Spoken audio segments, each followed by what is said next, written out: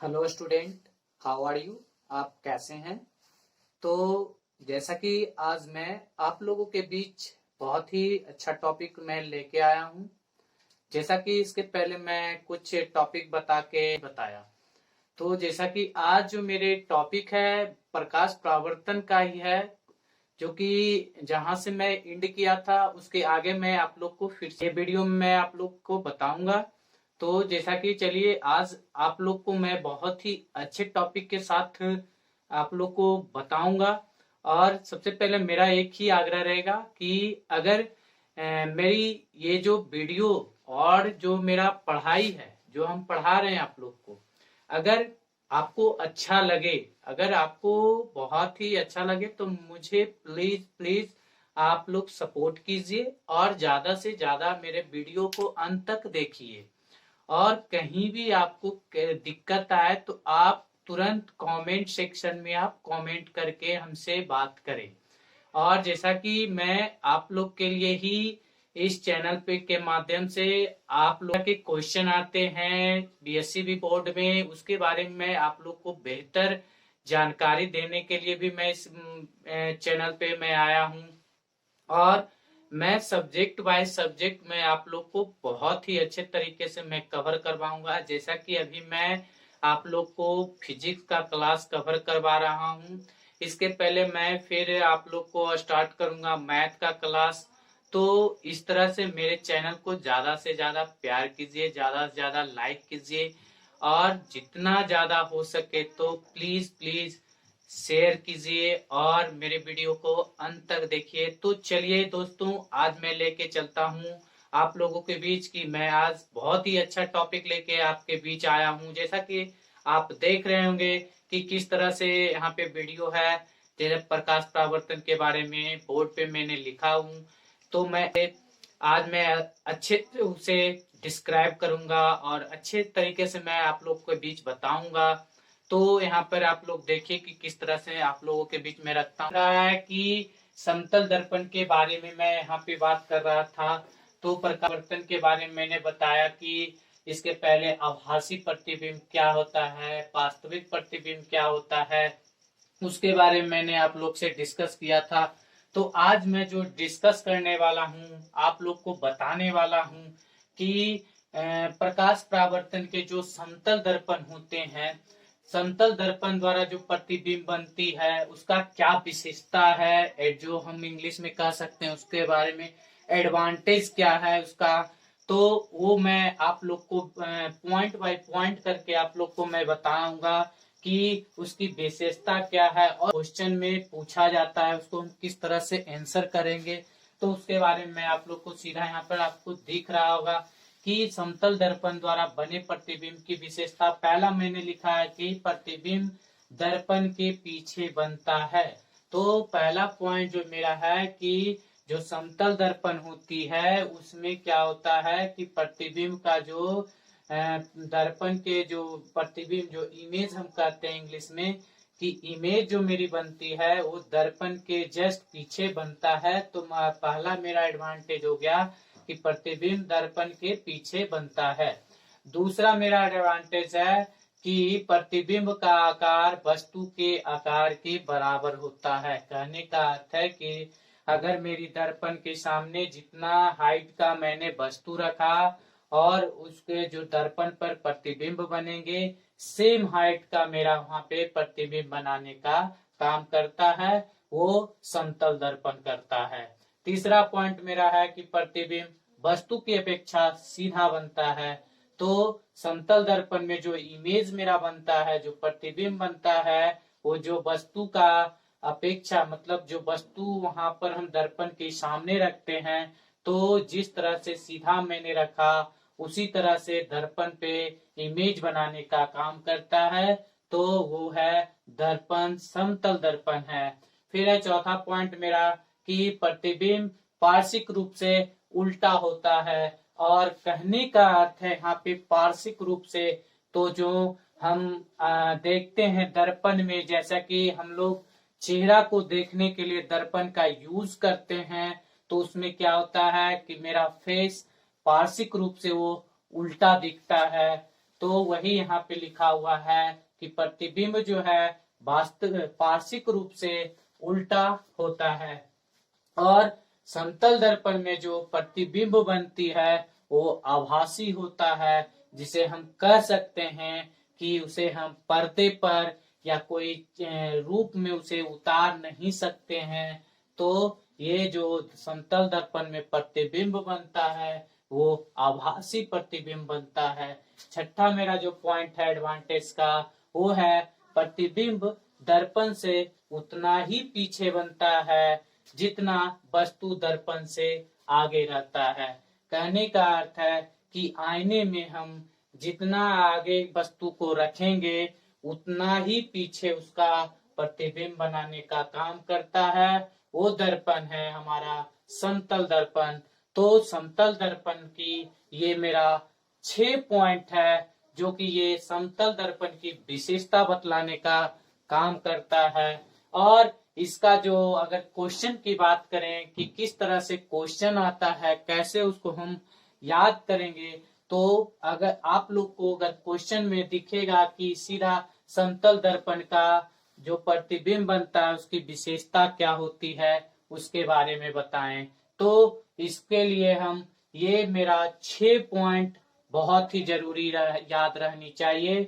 और यही जो मेरी 6 पॉइंट है वो समतल दर्पण का प्रतिबिंब द्वारा जो बना रहता है दर्पण पे, वो ये विशेषता बतलाने का काम करता है। तो ये अगले जो मेरी टॉपिक है वो है गोलीय दर्पण किसको कहें। गोलीय दर्पण के बारे में जानना है।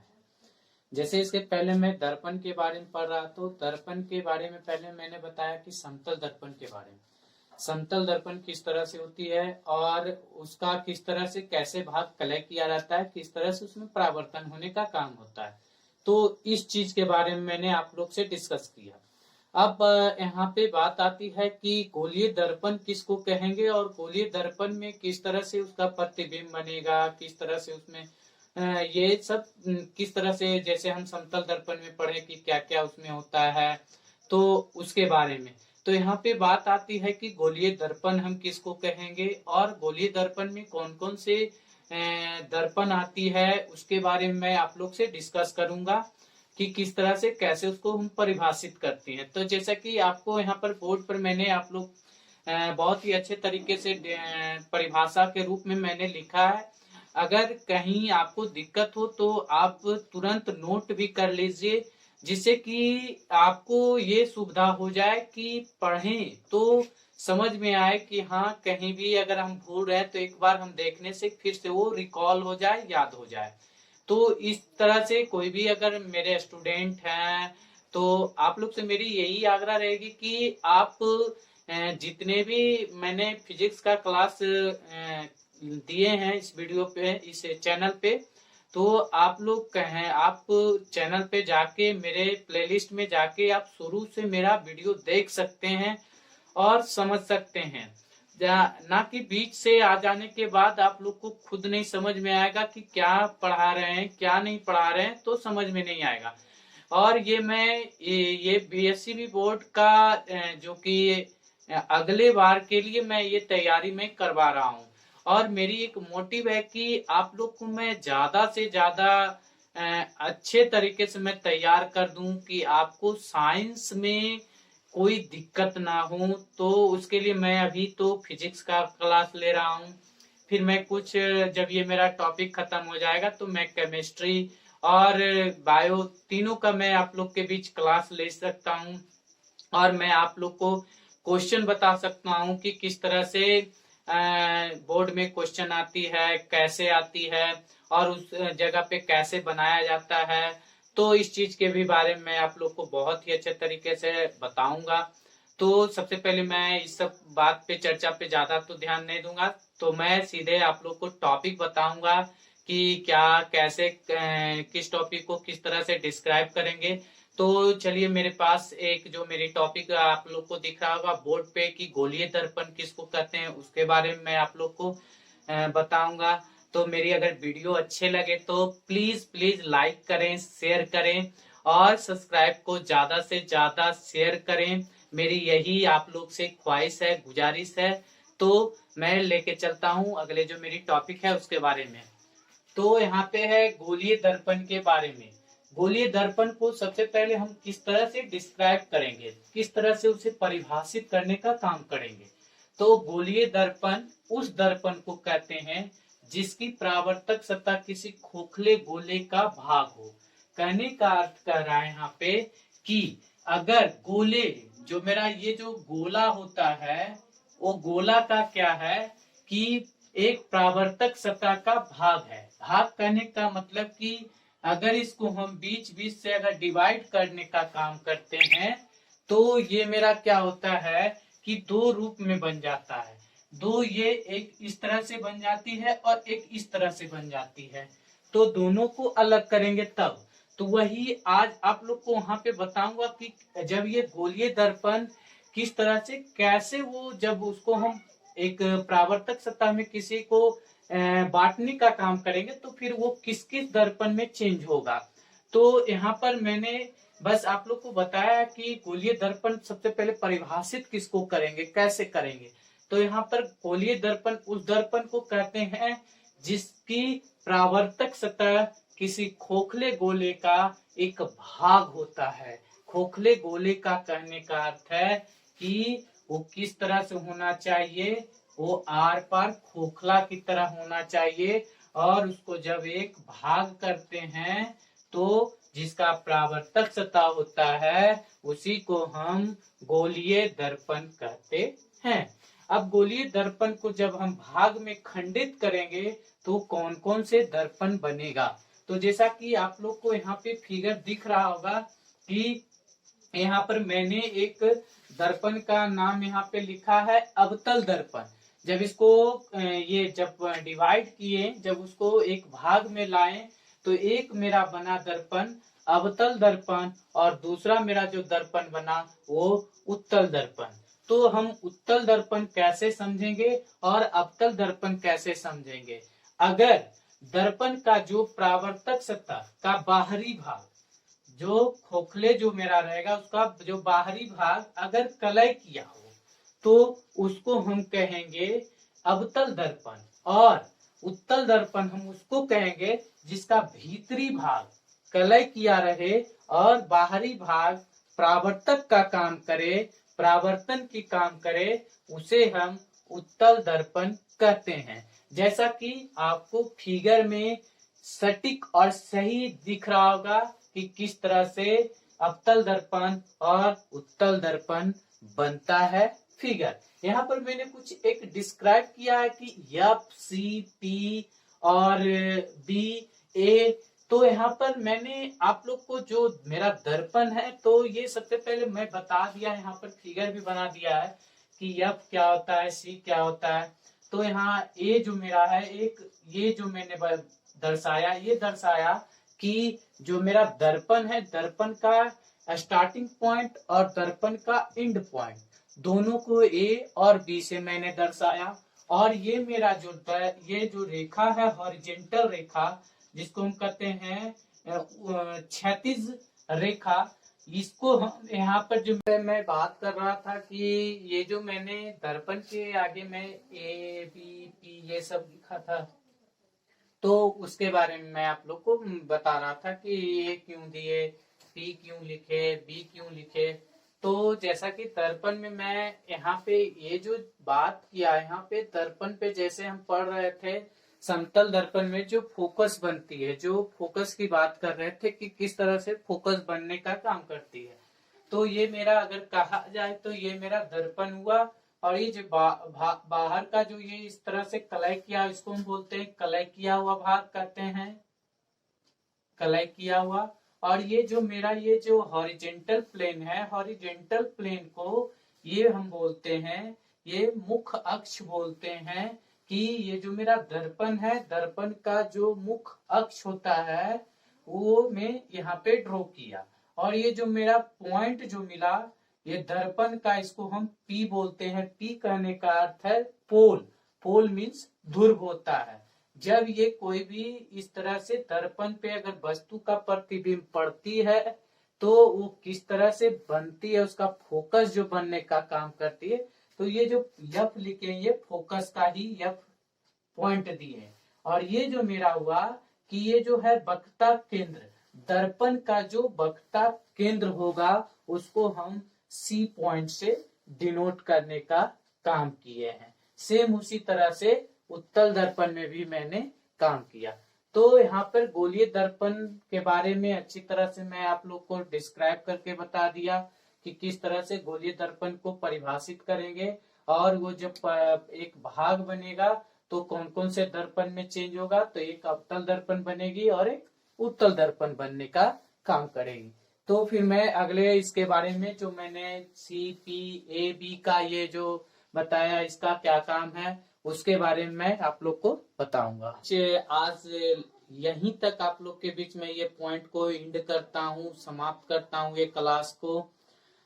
जैसा कि मैं यहाँ पे गोलीय दर्पण तक मैंने बता दिया कि किस तरह से कहते हैं, उसको परिभाषित किस तरह से करते हैं। तो यहाँ पर मैंने एक अवतल दर्पण उत्तल दर्पण के बारे में यहाँ पे डिस्कस किया कि क्या होता है।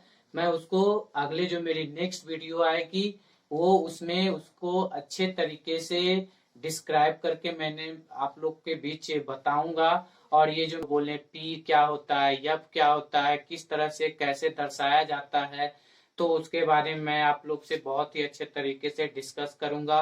और मैं ज्यादा से ज्यादा कोशिश करूंगा कि आप लोग के बीच, जैसा कि अभी मेरा ये जो वीडियो है बहुत दिन गैपिंग हो गया है, जिससे ये क्या हुआ कि आप लोग को थोड़ा दिक्कत भी आई होगी कि यहाँ तक मैंने आप लोग का वीडियो मैंने आप क्लास किया फिर आगे नेक्स्ट आएगी कि नहीं।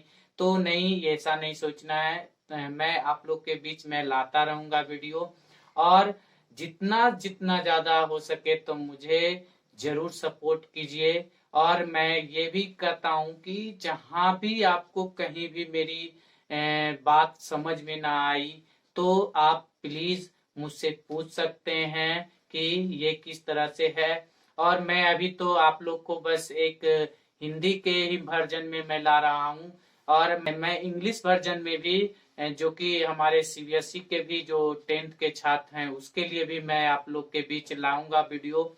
और अभी मैं ये जब मेरा ये क्लास एंड होगा तो मैं पॉलिनोमियल की मैथ की क्लास लाने जा रहा हूँ। तब तक मेरे चैनल को ज्यादा से ज्यादा आप लोग सपोर्ट कीजिए और ज्यादा से ज्यादा शेयर कीजिए, और वीडियो को आप लोग अंत तक देखिए कि किस तरह से कैसे।